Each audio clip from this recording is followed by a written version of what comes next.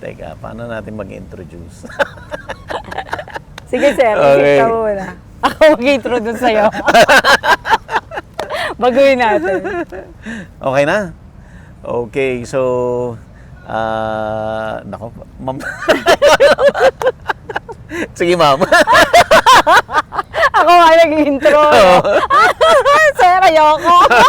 Vlog takeover. So si Ma'am Cel Ocampo, isang suki ng agribusiness kasi sila yung taga-inspired learning tours. Yung mga gumagawa ng mga tours natin sa Vietnam, sa Thailand, at marami pang ibang, even Taiwan, ma'am, no? Yes po. Ayan, so guest natin ulit si Ma'am Cel kasi meron na naman tayong tour, Yes, ma'am. sir. Opo. So, magandang araw po sa inyo at nandito na naman po ako para mag-invite sa inyo sa ating bagong tour.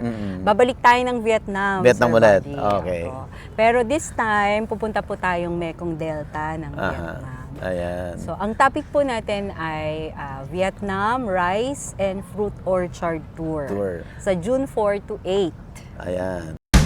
Gusto mo bang matuto ng agribusiness, crops, livestock and poultry, aquaculture, at ma-inspire sa mga success stories? Agribusiness, how it works! As a YouTube channel, Agribusiness features entrepreneurs, farmers, organizations, OFWs, investors. However, beyond our usual content and official endorsements, Agribusiness does not engage in other business dealings with them.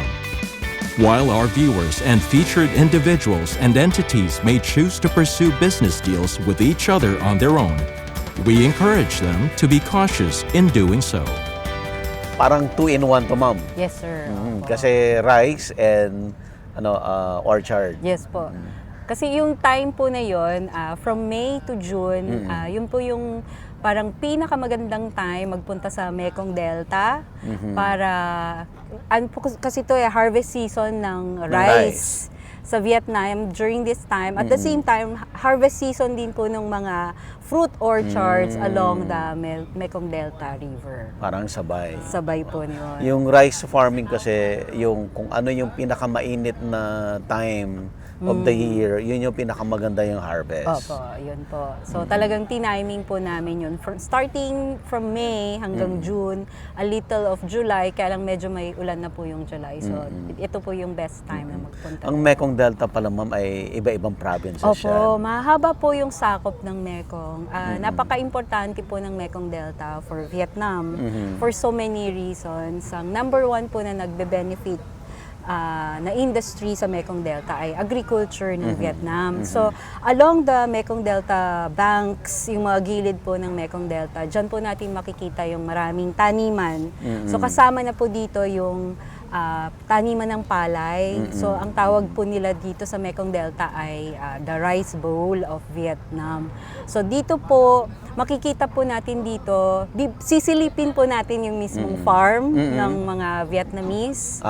Sisilip natin kung paano sila mag-harvest ng kanilang rice. But at the same time, sisilip din po tayo dun sa mga milling rice mills ng Vietnam.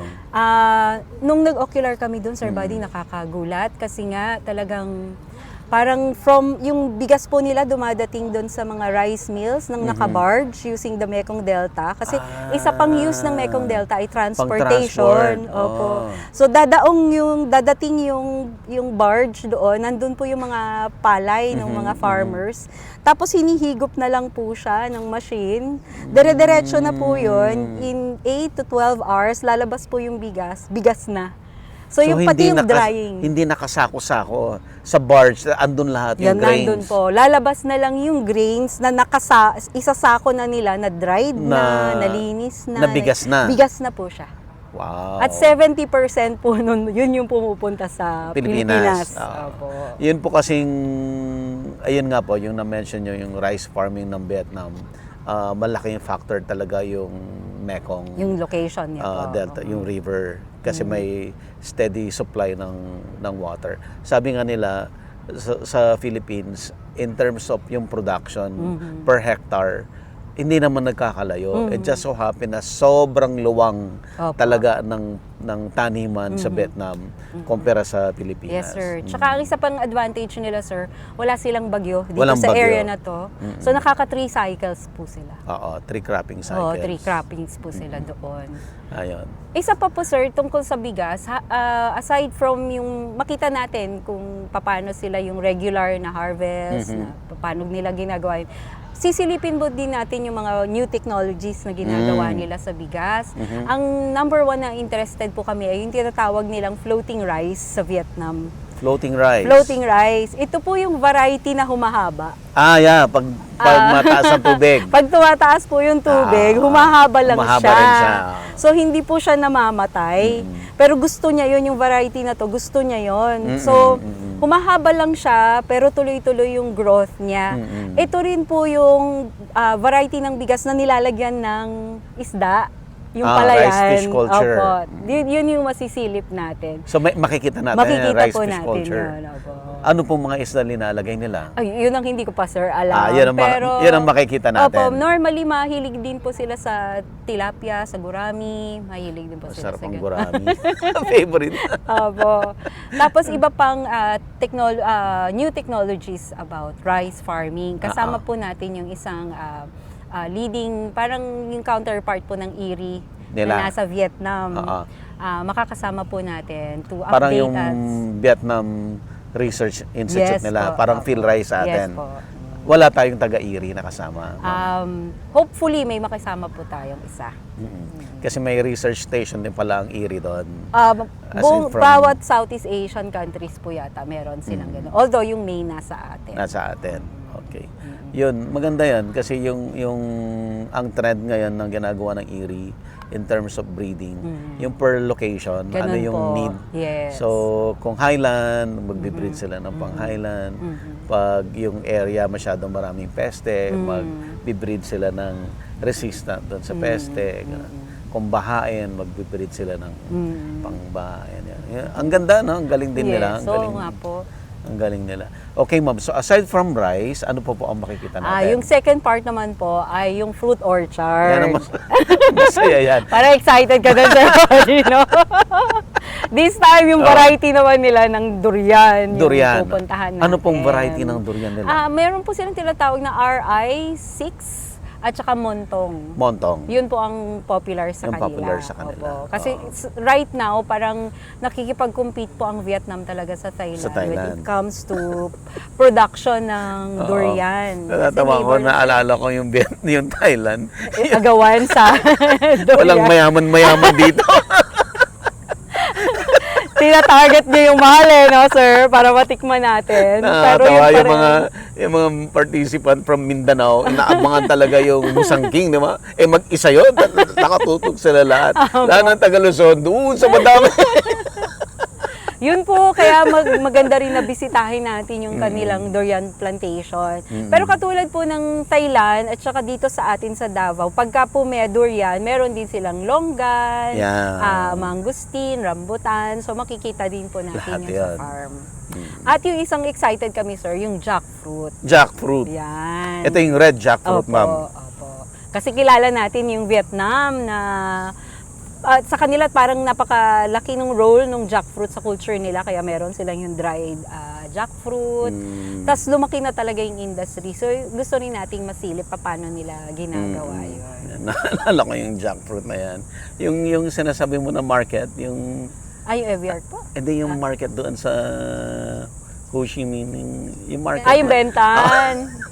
Bumili ako doon ng jackfruit, magkano? 200,000. Tapos doon pala sa yung naglalako lang, parang 30, ganyan, o 40. May mahal po sa Bentan kasi ready silang makipagtawaran ka eh. Mahal talaga doon.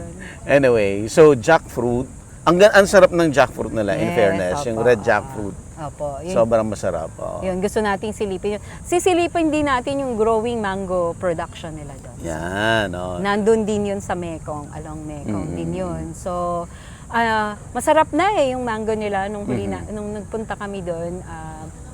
Binigyan kami para matikman namin yun doon. Talaga malapit na siya sa sa Philippine Carabao. Carabao. natin. Pero meron pang konti na kakaiba yung lasa, pero masarap po. Masarap na rin yung mango nila. Malaki na rin po yung mango production nila. Hindi lang kasi sila fresh fruit Processing. may processing na rin po sila. And speaking of processing, pati po yung dragon fruit. Ang laki po ng dragon fruit production ng Vietnam. Kaya napaka-common din po na nakikita nyo siya sa streets. Even in Ho Chi Minh, di ba? Makikita mo siya doon. Or even sa hotels, yung buffet nila, parating kasama na yung dragon fruit. Kasi ang laki Laging na po kasama. ng production nila doon.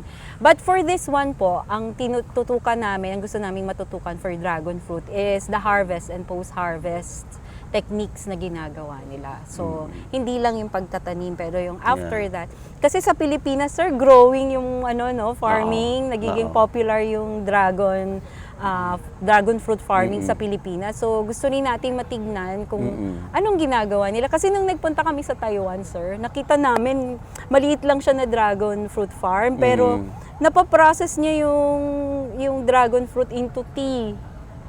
So, pag nauwi namin yun, kasi process na siya, pero parang i-rehydrate mo lang siya ng cold water o hot water, pwede mo na siyang gawing tsaa. Magiging tea na siya. O pwede, ako nga sinasama ko siya sa oatmeal. So, ang daming pwedeng gawin pala. Yung dragon fruit nila, iba yung texture yung Opo. skin parang makapal. Opo. Makakapal yung so parang maganda for kahit i-transport mo ng malayo, hindi siya masisira agad-agad. Okay, ma'am. Aside from dragon fruit, of course, may guava. Favorite. Special request ni Sir Buddy. Opo, nagulat din kami. Ang dami palang guava farm along Mekong Delta. Tapos, they don't just sell guava as a fruit. They also develop it, process it into different items. Marami po Ganyan. juice. Marami Masarap siyang yung guava juice, in Opo. fairness. Yun. Pareho tayo excited dun, sir. Pareho tayo mahilig sa bayaba. So, dadalawin din natin yun. Ayan, guava, dragon fruit, durian, langka, Jackfruit, opo. Rice. and rice. Yan. Ilang days ito, ma'am? Ulit? From June 4 to 8. So, 5 nights po yun. 4 days, 4 nights, 5 days tayo sa Vietnam. Open na yung registration. Open na po yung registration. Open na po.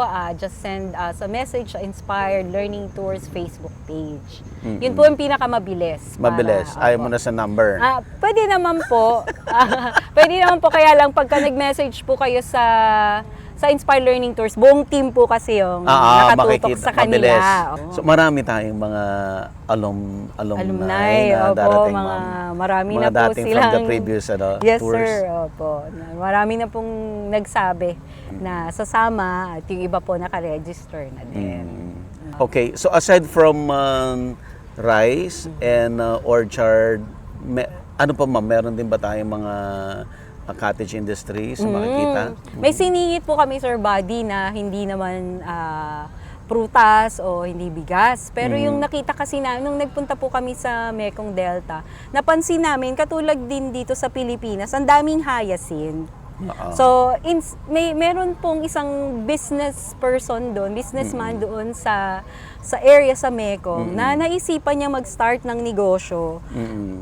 Taking advantage of the hyacinth in Mekong Delta. Ito po yung mga ginagawa nilang handicraft na ginagawa nilang iba-ibang klaseng gamit sa bahay, sa kusina, na napakaganda ng pagkakagawa nila. Actually, supplier po sila ng IKEA. Wow, high-end. High-end. Pero sir, yung business na to ay community-based. So, yung mga tao po doon, sila yung nag-harvest. Nag-gather. Oo, ginagather nila yung hyacinth from Mekong Delta. Tinuruan sila yung proper drying kasi kailangan yung stock, dried na dried po yun. And then, ito pong business person na to, siya po yung may mga trainer siya, pumupunta siya sa mga bahay, sa Locations, communities. Sila po yung nagtitrain, paano gawin yung mga items na tinitinda nila. So, doon lang sila sa bahay gumagawa, tapos dinadala nila doon sa factory nila. So ang ganda-ganda po nung project na yon. Mm. Actually tayo sir, dito marami na rin tayong marami na rin tayong ginagamit Nag-try out. na sa hyacinth. Sana ma-level up natin sa ganong level na kaya nating magbenta ng international. Ang laki po niya. And to reach that, actually, dadaan tayo sa Mekong. So, isa pa po yun the Mekong Delta itself is something to look forward to kasi ang ganda po niya. Romantic na dumaan doon. Ito pa yung counterpart sa atin, yung water lily. Yung water lily. Oo, Opo, so yung hyacinth. dyan sa Laguna de Bay, maraming water lily. Opo. Kahit sa Pasig River. So pag nakita po natin yung factory niya, ang laki-laki na. Tapos growing pa siya kasi nga talagang ang taas ng demand for hyacinth products dun sa international na binibentahan nila. So ang ganda pong tignan na sana pwede nating maging inspiration. Kasi para yun naman yung purpose ng tour natin, maka-inspire.